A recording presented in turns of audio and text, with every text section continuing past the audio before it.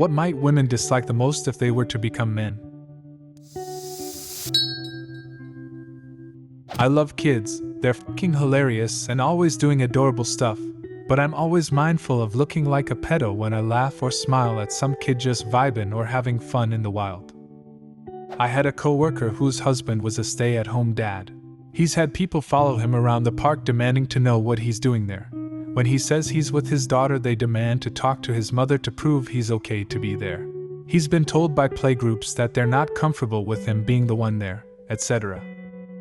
Mate, I'm a single dad. Got custody of my 6-year-old 3 years ago. You get looked at like a weirdo for so many things. Parks and soft plays, etc. Being asked at places, where's mom? Or dad's turn to babysit, is it? The worst was when I was looking for a part-time job that fits around school hours. I must have applied for about 50 and got told by some recruiters that the companies were looking for a mom to make money whilst kids at school. Motherfuckers, what do you think I'm trying to do? My wife woke up mad one time 'cause of a dream she had. She said in her dream she was a guy, and she got mad 'cause she couldn't figure out how to walk with her balls in the way. She said, "It was so damn annoying, I had to walk like I shit my pants." Haha. Yeah. Classic problem I have, my massive nuts impeding my gait. There were a female writer who disguised herself as a guy for some time, I guess more than a year, and I tell you what, she hated a lot of things. She really hated how she was invisible to the other women, and how coldly people treated her. The book is Self-Made Man. I read this like over a decade ago, and really enjoyed it as a book. Found it very interesting. I really remember the part where she talked about trimming her hair and mixing it with glue to create hair mixtures for her body. The amount of effort it takes to not be perceived as creep or perv, or the lack of benefit of the doubt. One example happened just the other day. At the train station, sat by myself, no one else here yet as I'm early and it's a quiet station. I'm watching crap on my phone with my prescription sunglasses on. "Excuse me, what do you think you're doing?" I look up and some woman is stood staring at me. Huh? What? I'm confused as I've been pulled out of my little world. Why are you staring and were you taking photos? I want to see your phone. Huh? I look around and in front of me were 3 very young teens in thong bikinis squatting down waiting for the train, and I realize what the woman must have been thinking. I'm autistic and struggle with public confrontation at the best of times. All my rights to privacy go out the window now. If I argue, she will call the police. If I walk away, I look guilty. As the station is filling up, more people are now staring at me and this woman shouting at me. I have to show her my recent photos and she accuses me of using another app. The train then pulls up and I tell her to piss off and she starts screaming pedo. I had to get off that train and wait for the next as she was following me shouting perv and pedo. I was lucky I didn't get my head kicked in thanks to her. Can you imagine what it feels like to have 50 odd people giving you disgusted and threatening looks thanks to a shit set of circumstance? Magically, no one cares about your feelings. And don't even think about getting sick, it's very inconvenient for everyone else. Being constantly aware that you could be seen as a threat. I love kids, particularly babies. And kids and babies love me despite the fact that I'm a big bald dude with a beard. However, I'm also super conscious that moms can't be too careful, so anytime I'm in a store or something, I go out of my way to be as unimposing as possible. I'll go as far as to purposely avoid an aisle if I see a mom with her kid on it that I saw a few minutes earlier because I don't want her to think, "Is that guy following me?" That last sentence is making me pause. I'm female and have often remarked to myself how many times I cross paths with the same people in the grocery as we peruse the aisles. Never thought anything more of it. I've never worried about seeming creepy, but I can now see how that's something you as a guy might feel like you have concerned yourself with. I'm having a moment in your shoes. Having a prostate. Most Redditors are too young, of course, to appreciate this, but for most, alas, it will become clear.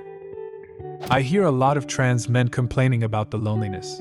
It takes a lot of effort to make and keep friends as you get older, and as a guy, you really won't get much sympathy at all from society when you're going through hard times. That thing sometimes when you are going to pee, but your stream splits in two for some weird reason, and just goes rogue in some unintended direction. If you aren't hot or funny or interesting, you will likely be ignored by everyone on the planet that isn't a decent friend or family member. You also won't be touched by anyone except those two groups. And even then, it isn't usually very affectionate. You might get a pat on the shoulder from a friend or a hug from your mom or dad once a month, or maybe more if you see your parents a lot. Hey, let's not forget a firm handshake from the work friend you spend more hours with every week than any other human alive but barely know anything about. Being more disposable. Having fewer people, or no one, care about you. The whole expression, women and children first, during emergencies is just a more polite way of saying, literally anyone who isn't a man, our lives are literally viewed as less worthy of saving. Or when they report casualties from Gaza or Ukraine, they will call out casualties, but then for emphasis will point out how many women and children, because that's worse than just killing men, obvs. Asking women out on a date. I don't mind making the first move, but it took me like a decade to become comfortable with it.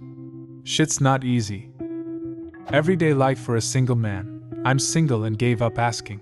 I'm happy single for the rest of my life. The loneliness, going somewhere alone and having ladies stare at me like an axe murderer for walking behind them, being grouped in with psychopaths and being told they'd rather be in the woods with a bear. I worked 7 years in psych nursing with kids and teens. We had 3 false allegations.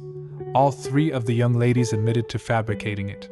I wanted to work with kids and teens because that was such a troubled time for me, but I saw the writing on the wall and left a field I loved so much. I'd rather open up emotionally to a bear than a woman. Trans man here. There's a special kind of loneliness to the way we interpret men's feelings. As a woman, my body language and facial expressions were read as dozens of emotions by the people I was with, and people reacted accordingly. Friends, family, even strangers would ask me if I was okay if I looked sad, or remark on how frustrating something was if I was frustrated. Hundreds of things like that. As a man, I get horny, angry, and neutral. Maybe dork, which is what people seem to call happy now. Hundreds of channels have been reduced to 3 or 4. And if I try to explain that this lack of nuance makes me feel lonely or frustrated or unnerved or surreal, people act like I'm mad. It makes me feel invisible. It makes me want to feel invisible. At least invisible isn't creepy. At least invisible isn't dangerous. I think if I had grown up this way, I wouldn't even know what I was feeling. Children have to be taught to label their feelings, taught to express them. We don't do that for men. Boys don't have a shot at growing up to express feelings in a healthy way. Because everyone is so afraid of men's feelings, they never even see the emotions in their bodies, on their faces, accurately. They never teach them the words. I've been on the other side.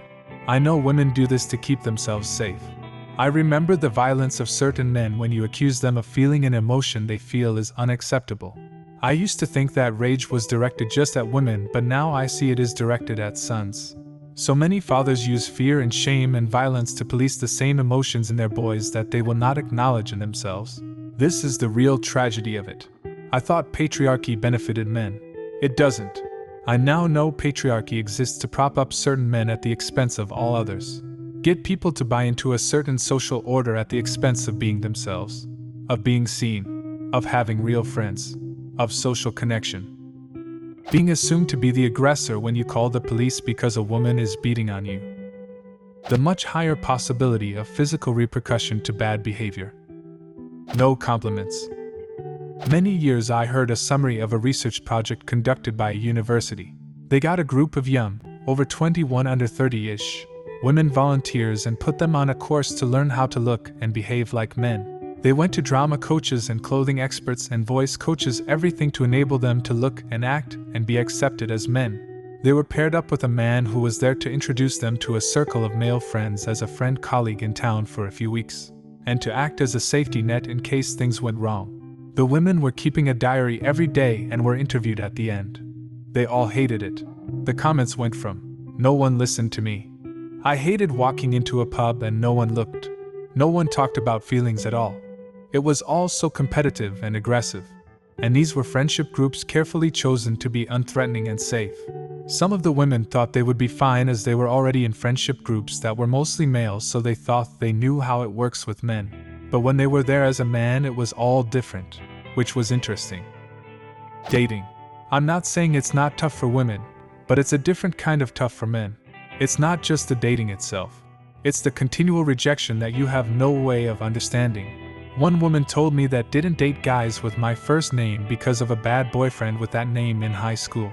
She was mid-40s. Another told me she thought I was nice but she didn't like my last name. Another one said we didn't photograph well together. This kind of stuff wears on you. I once read an interview with a trans man who said the most shocking thing about life after starting hormones was that he was super horny all the time, and he'd catch himself staring at women on the subway and picturing them in all sorts of lurid scenarios.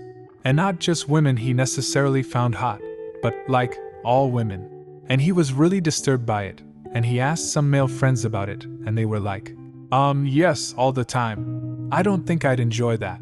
Not that I don't occasionally ogle a hot man on the subway, but it's not a constant subconscious thread. What might women dislike the most if they were to become men? Leave a comment and subscribe to the channel if you want to see more videos like this one.